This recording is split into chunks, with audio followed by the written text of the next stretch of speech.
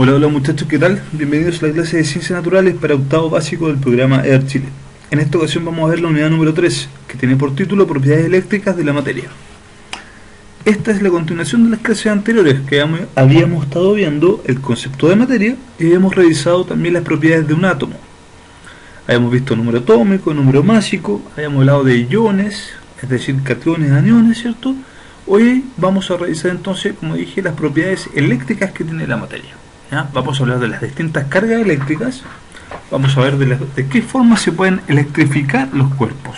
Es decir, vamos a ver el método de frotamiento, el método de electrificación por contacto y el método por inducción. Vamos a mencionar una definición corta y precisa, ¿cierto?, de conductores y aislantes, y vamos a definir también lo que es fuerza eléctrica. Comencemos. Si hablamos de las propiedades eléctricas de una materia, tenemos que definir lo que es electricidad. ¿Ya? La electricidad es la interacción natural que se origina en las partículas elementales que forman los átomos. ¿Ya? Es una interacción específica entre las distintas partículas o subpartículas que componen los átomos de un cuerpo. Recuerdan, habíamos visto de que los cuerpos estaban formados por átomos y que estos átomos tenían protones, neutrones y electrones. Dentro de esas subpartículas, ¿cierto?, los electrones juegan un rol importante, ya que los electrones tienen la capacidad de poder moverse dentro de un cuerpo de un lado a otro, ¿ya? Y generar ciertas diferencias de carga eléctrica, ¿ya? Es por eso que cuando nosotros, por ejemplo, frotamos un lápiz con la ropa o con algún paño, ¿ya?, y lo acercamos, por ejemplo, a un hilito de agua, ¿cierto?, en la llave, podemos lograr observar que el agua se desvía, tiene un cambio en su dirección, ¿ya? Esa capacidad para atraer el agua, para producir este cambio de dirección, ¿cierto?, corresponde a estas capacidades eléctricas que posee el cuerpo, en este caso el lápiz, luego de ser frotado, ¿sí? Dos personajes importantes, Tales, ¿ya?, en el siglo VI después de Cristo, y Hilbert, ¿cierto?, en 1600 aproximadamente, ¿ya?, trataron de describir cuáles son las propiedades eléctricas que poseen estos cuerpos. Tales vio, por ejemplo, que al frotar un pedazo de ámbar, un resto de ámbar, ya que es esto como, imagínense ustedes la savia que sale de los árboles, ¿cierto?, que está como especie de, si recuerdan ustedes de Jurassic Park, ¿cierto?, donde están los insectos atrapados, ¿ya? Ese ámbar, al frotarlo, en algún paño, en lana lo hizo Tales, ¿cierto?, y luego él veía que ciertas partículas pequeñas como pedazos de papel o migas de pan, por ejemplo, se iban y se pegaban a este ámbar. Hilbert vio algo parecido al frotar vidrio, ¿ya? Lo importante acá es definir que habían solo algunas partículas que lograban atraerse por el ámbar o por el vidrio, ¿ya?, y otras no se atraían. Eso llegó a concluir, ¿cierto?, actualmente, de que existen materiales que son eléctricos, como el ámbar, el vidrio, ¿ya?, el papel, y otros materiales que no son eléctricos, o sea que no tienen esta capacidad para poder atraer sustancias o repeler sustancias, ¿sí? Esto, bueno, es lo que parece acá, ¿cierto?, que el ámbar en el tiempo de Tales, ¿cierto?, era una resina fósil, como dijimos, de color amarillo, ¿cierto?, que es capaz de electrificarse por frotamiento al frotarla, ¿ya? Su nombre griego es electrón, ¿ya?, del cual deriva la palabra electrón y específicamente después electricidad, ¿ya? Un dato importante que manejen, ¿ya?, que es necesario que manejen. Hablemos de cargas eléctricas. Según estos personajes, Tales y Hilbert, ¿cierto?, si yo froto, por ejemplo, dos vidrios, ¿ya?, entre ellos, voy a ver, y después lo acerco, froto dos vidrios con un mismo material, por ejemplo con lana de oveja, ¿ya?, los froto el vidrio. Otra lámina de vidrio también la froto, y esos pedazos de vidrio los acerco, voy a ver que entre ellos dos hay una repulsión, se repelen, se tienden a alejar.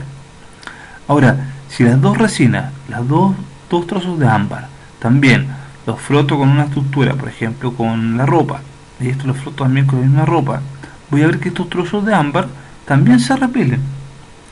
Pero si yo froto, por ejemplo, con una cierta, con la misma lana con que he frotado todo esto, ¿ya? El vidrio, con la misma lana froto el ámbar, ¿ya? Voy a ver que entre estas dos partículas se atraen. Por lo tanto, existe una diferencia de carga, ¿cierto?, en estos materiales diferentes como el ámbar o el vidrio, ¿cierto?, que hace que se puedan repeler o atraer. Cuando tengo el mismo material, se repelen; cuando tengo diferente material con distintas cargas, se atraen, ¿no? Franklin, en 1700-1790, ¿ya?, propuso el concepto de carga eléctrica. Él mencionó a carga eléctrica positiva, ¿cierto?, y carga eléctrica negativa, simbolizados con un signo más y simbolizados con un signo menos. Él dijo que entre cargas de distintos signos, es decir, cargas positivas con cargas negativas, se atraen, ¿cierto?, o carga negativa y carga positiva se atraen, hay una fuerza de atracción. En cambio, en cargas con el mismo signo, dos positivas o dos negativas, se repelen. La forma de electrificación de los cuerpos sería así, por ejemplo. Existe equilibrio eléctrico.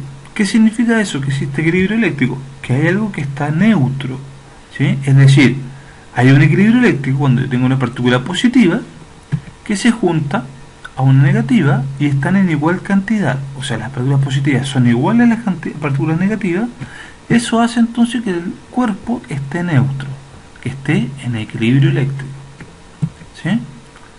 Un cuerpo neutro puede ganar cargas negativas o puede perder cargas negativas, que nosotros sí sabemos por las clases anteriores, es cierto, que son los electrones, ¿ya?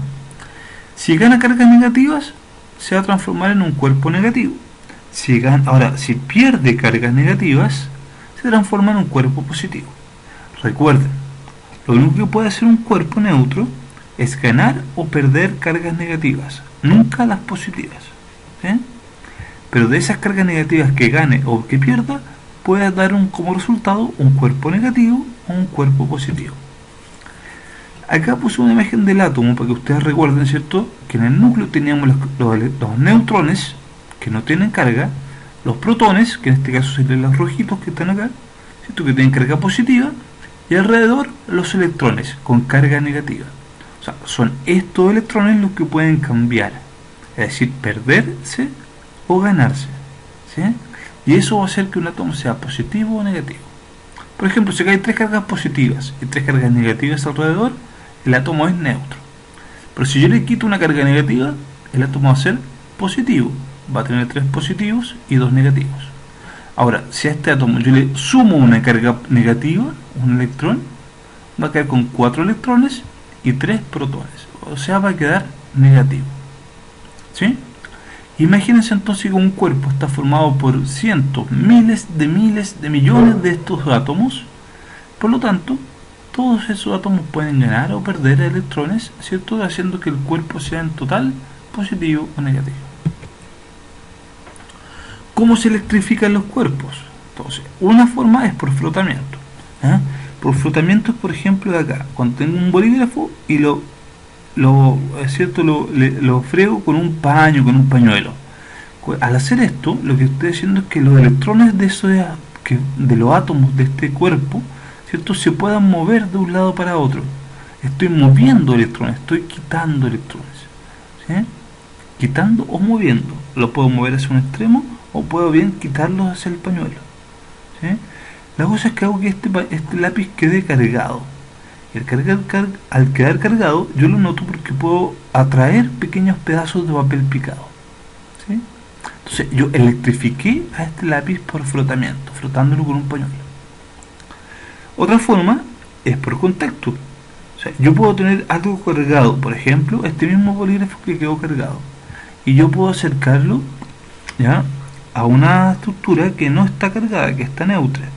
Pero yo cuando lo acerco, por ejemplo, si acerco esta varilla que tiene carga negativa o este lápiz con carga negativa, lo acerco a esta esfera, voy a atraer la esfera, producto de que hago que las cargas negativas, por repulsión, ¿cierto?, se repelen, se vayan hacia un extremo de la esfera y queden a este lado las cargas positivas, que atraen con las cargas negativas, ¿sí? Entonces, si yo me fijo, esta esfera está quedando cargada por contacto con esta otra esfera, con esta otra barra que estaba cargada, ¿sí? Un tercer método es el método de inducción.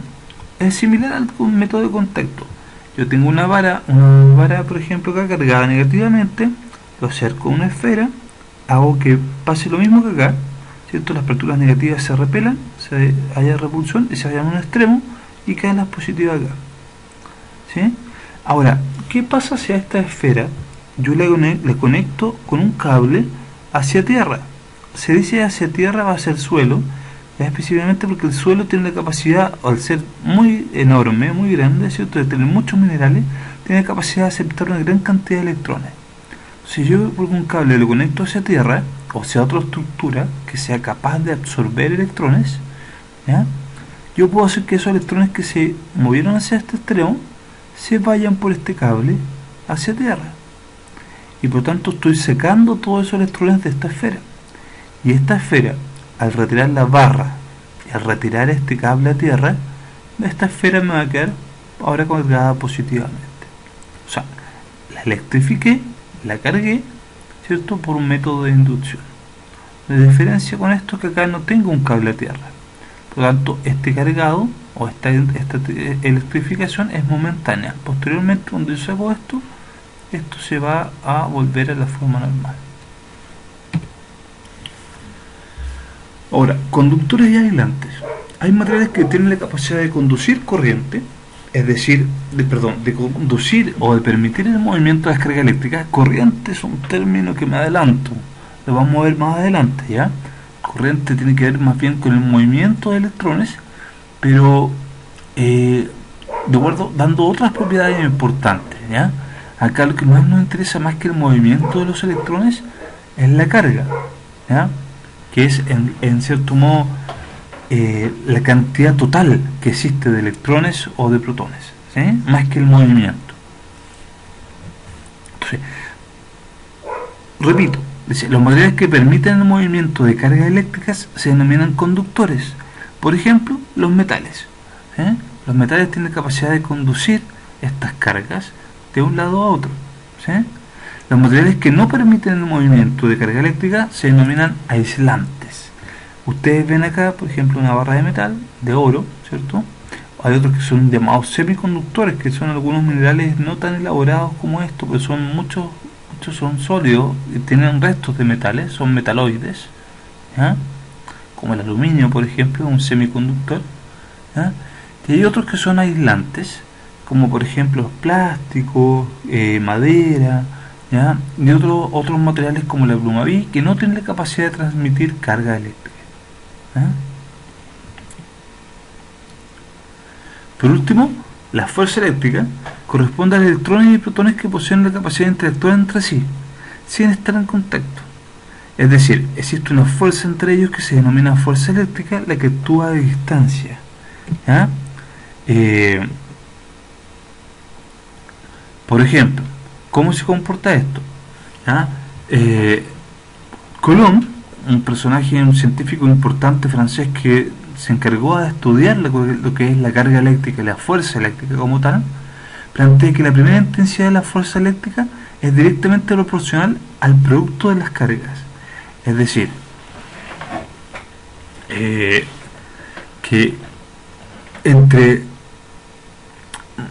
mayor sea la diferencia de carga, mayor va a ser la atracción que exista. O sea, si yo este lápiz lo froto un poquito nomás, va a adquirir poca carga y no va a traer tantos pedacitos de papel.